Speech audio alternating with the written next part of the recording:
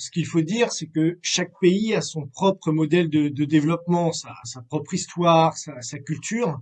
Et quel que soit ce modèle, il ne doit pas s'imposer aux autres. On ne doit pas s'imposer, on doit inspirer. Et le modèle de démocratie aux caractéristiques chinoises est certes différent de celui que nous avons en Occident, mais il existe. Il est très peu connu du fait de la propagande occidentale, qui dépend tout le monde comme ses adversaires en définissant leur régime comme autocratique. Mais si on y regarde de plus près, et c'est ce qui est révélé dans ce document La Chine, une démocratie qui marche, c'est que en fait, il y a une réelle démocratie participative. Il existe des assemblées populaires nationales au niveau des villages, au niveau des districts, au niveau des provinces, qui est au cœur du pouvoir du peuple chinois pour participer. Donc, ces assemblées nationales sont composées d'environ 3000 députés par province, par région autonome, par municipalité, et elles se réunissent une fois par an pendant une dizaine de jours. Et ce qu'on ne sait pas, c'est qu'elle est force de proposition. Et elle peut donc proposer d'amender la Constitution, d'élaborer les changements dans le code pénal, le code civil et autres lois essentielles, d'élire des présidents et vice-présidents, et même avoir un regard sur le budget, le développement des choix politiques qui sont faits à tous les niveaux. Donc il y a une réelle dynamique de participation de la population dans ces assemblées populaires. Et aujourd'hui, ce qu'il faut dire, c'est que ça marche. La Chine a atteint son objectif d'être une société de moyenne aisance. On sait que la Chine est devenue un modèle mondial aujourd'hui pour l'éradication de l'extrême pauvreté et a pour but d'accéder en 2049, pour le centenaire de la création de la République populaire de Chine, en 1949, de devenir, comme l'a dit le président Xi Jinping, une nation pleinement prospère, démocratique et belle. Et donc, elle est actuellement sur ce chemin.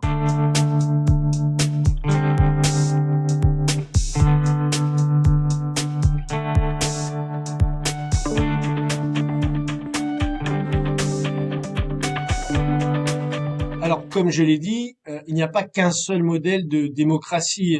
On ne peut pas imposer son modèle ou sa culture par la force ou par la menace. Donc, parlons de la démocratie aux États-Unis. Il faut dire les choses clairement. La démocratie américaine aujourd'hui est devenue une plutocratie. La démocratie américaine, c'est totalement perverti. D'abord perverti par l'argent. On sait que pour être élu à la présidence des États-Unis, il faut être très très très riche ou avoir beaucoup d'amis très riches. D'ailleurs, un petit peu comme en France, même si c'est un petit peu moins, c'est de plus en plus comme ça. Donc perverti par l'argent, ensuite perverti aussi par les GAFAM, c'est-à-dire la dictature des données qui sont utilisées pour diviser et manipuler la population en différents camps. Et évidemment, sans parler, comme on l'a vu lors des dernières élections, de la falsification ou la tentative de falsification, même si on n'a pas eu toutes les preuves, du vote par correspondance qui ont été débattues lors des dernières élections. Donc pour prendre un seul exemple, par exemple, j'ai une amie américaine qui s'appelle Diane Serre, qui est candidate au Sénat dans l'État de New York. Et avant, pour être candidat, il fallait simplement 15 000 signatures de citoyens certifiés pour être candidat ou candidate.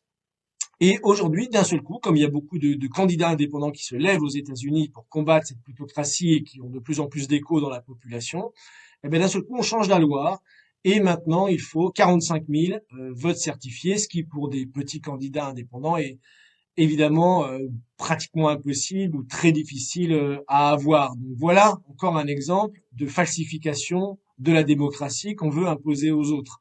Et c'est très triste parce que l'histoire américaine est différente. Les États-Unis ont été la première république. Ils se sont battus contre l'impérialisme britannique, que l'on connaît d'ailleurs très bien en Chine, et que les pères fondateurs américains avaient justement ce type de conception humaniste, de république par le peuple, pour le peuple et avec le peuple, mais que malheureusement, cette vision qui était à l'origine aux États-Unis s'est pervertie. On est passé d'une république à une démocratie, et enfin, comme l'annonçait Platon, de la démocratie, on est passé à la tyrannie ou à la plutocratie. Donc, en effet, on ne peut pas avoir un point de vue unique sur le concept de démocratie. Il faut que le débat soit ouvert sur les différents modèles de démocratie qui existent aujourd'hui dans le monde.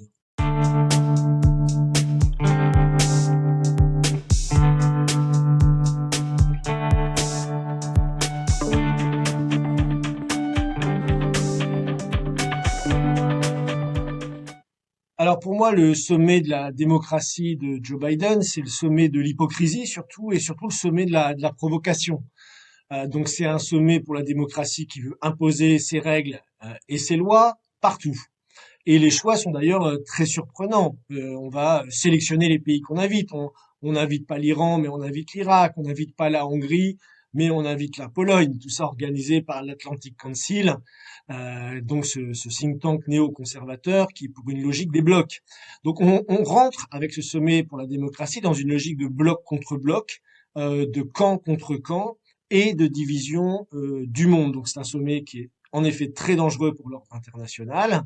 D'ailleurs, même notre ministre des Affaires étrangères, Jean-Yves Le Drian, donc qui a déclaré dans le journal du dimanche qu'il a dit, je cite, hein, nous sommes disposés à participer à ce sommet pour développer des partenariats de défense des valeurs démocratiques, mais il a ajouté, mais sur la Chine, nous ne souhaitons pas établir de logique de bloc contre bloc. Donc il y a une conscience également en France, même si la France participe, qu'il y a en effet derrière ce sommet de la démocratie une logique de division du monde en bloc. Et je pense qu'il aurait dû ajouter, notre ministre des Affaires étrangères, qu'aujourd'hui, il faut un partenariat gagnant-gagnant.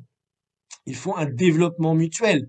Et qu'aujourd'hui, si on veut éviter justement la guerre de tous contre tous, la logique de bloc contre bloc, il faut un système de développement gagnant-gagnant entre l'Europe, les États-Unis, la Russie, la Chine. Par exemple, pour développer le continent africain, on peut se fixer des objectifs communs, les objectifs communs de l'humanité, et faire des partenariats gagnant-gagnant pour résoudre les problèmes du monde plutôt que de les alimenter.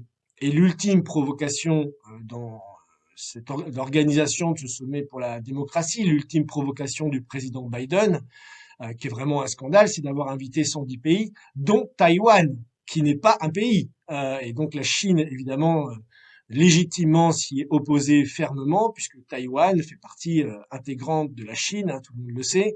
Donc voilà encore une ultime provocation.